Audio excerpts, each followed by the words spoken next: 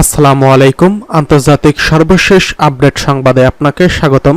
শুরুতেই জানিয়ে দেব সংবাদ শিরোনাম। শুরুতেই জানিয়ে দেব ইসরায়েলের বিরুদ্ধে হিজবুল্লাহর রেকর্ড সংখ্যক হামলা। জানিয়ে দেব বিপজ্জনক অবস্থায় ইউরোপীয় ইউনিয়নের ভবিষ্যৎ, জোসেফ বোরেলের মন্তব্য। এরপরে জানিয়ে দেব ইসলামাবাদ অভিমুখে লং মার্চ, সংঘাত ও জটিল রাজনৈতিক পরিস্থিতি তৈরির আশঙ্কা। সর্বশেষ জানিয়ে দেব তাইওয়ান সীমান্তের কাছে চীনা বেলুন শনাক্ত। এতক্ষণ শুনছিলেন সংবাদ শিরোনাম, এবারে বিস্তারিত। ইসরায়েলের বিরুদ্ধে হিজবুল্লাহর রেকর্ড সংখ্যক হামলা। ইসরায়েলের বিরুদ্ধে একটি নির্দিষ্ট দিনে রেকর্ড সংখ্যক হামলা চালিয়েছে লেবাননের ইসলামী প্রতিরোধ আন্দোলন হিজবুল্লাহ। গতকাল হিজবুল্লাহ একদিনে ইসরায়েলের বিরুদ্ধে 51টি অভিযান পরিচালনা করছেন বলে প্রতিরোধ ফ্রন্টের সঙ্গে সংশ্লিষ্ট গণমাধ্যমগুলো জানিয়েছে। এর আগে গত মাসে হিজবুল্লাহ একদিনে সর্বোচ্চ 48টি অভিযান চালিয়েছিল। সোমবার হিজবুল্লাহ নিক্ষিপ্ত ক্ষেপণাস্ত্রগুলো ইসরায়েলে 150 কিলোমিটার গভীরে তাদের আশদোদে নৌঘাটিতে আঘাত হানে। এছাড়া তেল আবিবের দক্ষিণে অবস্থিত পালমাচিম সেনা ঘাঁটিতে হিজবুল্লাহর ক্ষেপণাস্ত্র পৌঁছতে সক্ষম হয়। এসব হামলায় 350টিরও বেশি রকেট এবং ক্ষেপণাস্ত্র ব্যবহার করা হয় এবং এই সময় ইসরায়েলের বিভিন্ন শহরে 543 বার সাইরেন বেজে ওঠে। ফলে প্রায় 40 লাখ ইসরায়েলি আশ্রয় কেন্দ্রগুলোতে চলে যায়। এসব রকেট ও ক্ষেপণাস্ত্রের আঘাতে ইসরায়েলের জানমালের ব্যাপক ক্ষয়ক্ষতি হয়, যদিও এসব ক্ষতির বিবরণ তেল আবিব প্রকাশ করেনি। তেল আবিবের একটি সামরিক লক্ষ্যবস্তুতে ক্ষেপণাস্ত্র ও ড্রোন হামলা চালানোর খবর দিয়েছে হিজবুল্লাহ। সেই সাথে হাইফা নৌঘাঁটি, আক্কা শহরের গ্লিল্ট স্লাগা সামরিক ঘাঁটি এবং সাফাদ শহরের দোদো সেনা ঘাঁটিতে লক্ষ্য করে হামলা চালিয়েছে লেবাননের প্রতিরোধ আন্দোলন। সোমবার হিজবুল্লাহ যোদ্ধারা উত্তর ইসরায়েলে অবস্থিত অবৈধ ইহুদি বসতিগুলো লক্ষ্য করে রকেট হামলা চালিয়েছে। সেসব বসতি হামলা চালানো হয়েছে, সেসবের মধ্যে রয়েছে কিরিয়াত শামোনা, মেটুল্লাহ, মানারা, সাফাদ, মালত, তারশিরা, মেরন এবং আভিবিম।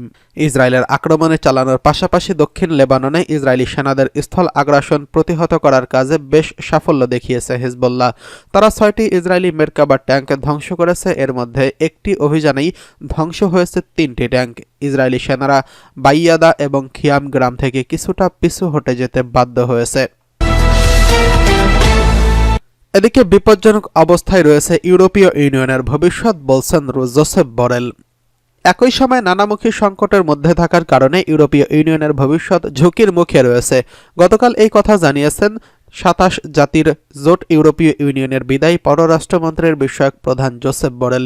তিনি আরও বলেছেন, ইউরোপীয় ইউনিয়ন আর কোনো মতেই প্রতিরক্ষার জন্য আমেরিকার উপর নির্ভর করতে পারে না। তিনি ইউক্রেন, গাজা ও আফ্রিকার পরিস্থিতি উল্লেখ করে বলেন, এই সমস্ত ঘটনা বিশ্ব নিরাপত্তাকে মারাত্মকভাবে ঝুঁকির মধ্যে ফেলছে। নিজের অফিসিয়াল ওয়েবসাইটে জোসেফ বোরেল আরও বলেন, গত কয়েক মাসে যে সমস্ত ঘটনা ঘটেছে তা দুর্ভাগ্যজনক। এগুলো আগেই ঠিক করা উচিত ছিল। ইউরোপ এখন বিপদের মধ্যে। তিনি বলেন, আমাদের ভূরাজনৈতিক পরিবেশ ক্রমেই খারাপের দিকে যাচ্ছে এবং সংঘাত ও সংকট আমাদের দোরগোড়ায় এগিয়ে এসেছে। সংকট চলছে ইউক্রেন থেকে মধ্যপ্রাচ্য, দক্ষিণ ককেশাস হয়ে আফ্রিকা সিং অথবা সাহেল অঞ্চল পর্যন্ত। এই সমস্ত ঘটনার কারণে ইউরোপের নিরাপত্তার বিষয়ে আমেরিকার প্রতিশ্রুতি ক্রমেই অনেক বেশি অনিশ্চিত হয়ে পড়ছে।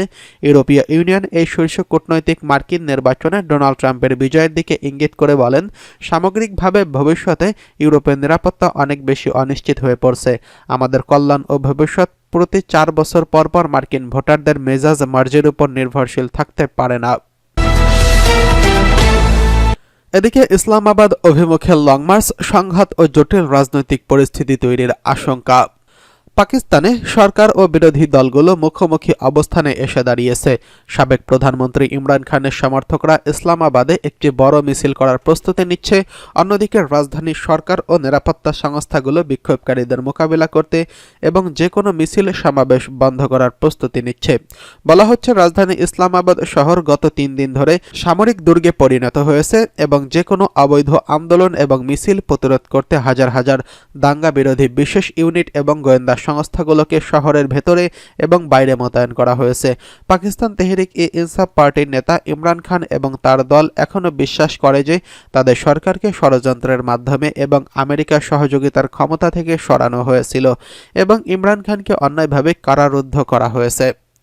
যদিও ইমরান খানকে পাকিস্তানের প্রধানমন্ত্রীর পদ থেকে অপসারণের পর গত কয়েক বছর অতিক্রান্ত হয়েছে এবং তিনি এখনও নিজের এবং তার দলের মর্যাদা পুনরুদ্ধার করতে চাইছেন।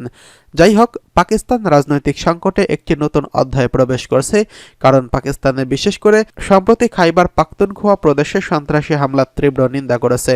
এর অর্থ দাঁড়াচ্ছে পাকিস্তান যে উন্নয়নের পথে হাঁটা শুরু করেছে এবং বিদেশি পুঁজি বিনিয়োগে আকৃষ্ট করার চেষ্টা করছে, সেই পাকিস্তান বর্তমানে গভীর রাজনীতি এবং নিরাপত্তা সংকটের সম্মুখীন। এদিকে যে কোনো অস্থিরতা মোকাবেলার জন্য ইসলামাবাদ শহর এবং এর আশপাশের এলাকাগুলোতে টানা দ্বিতীয় দিনের মতো ইন্টারনেট ও মোবাইল ফোন বন্ধ রাখা হয়েছে।